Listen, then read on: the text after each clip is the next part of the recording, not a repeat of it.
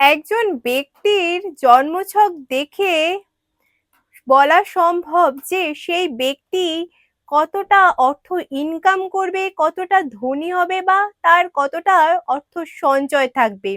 সে hello everyone, পুরো ভিডিওটি দেখবার আগে যারা এখনো অবধি আমার চ্যানেলটিকে সাবস্ক্রাইব করেনি, সাবস্ক্রাইব করে দেবেন, লাইক, ফলো, শেয়ার করে দেবেন এবং কমেন্টে লিখে যাবেন জয় শ্রীকৃষ্ণ। তো আপনি জীবনে কতটা অর্থ ইনকাম করবেন কিংবা অর্থ সঞ্চয় করবেন তার জন্য আপনার জন্মছকে দেখতে হবে লগ্নপতি। লগ্নপতি যদি দ্বিতীয় ভাবে বসে যায় সেই ক্ষেত্রে কিন্তু সেই সমস্ত ব্যক্তিদের অর্থের প্রতি ঝোঁক, অর্থ ইনকামের প্রতি ঝোঁক প্রচুর পরিমাণের বাড়িয়ে দেয়।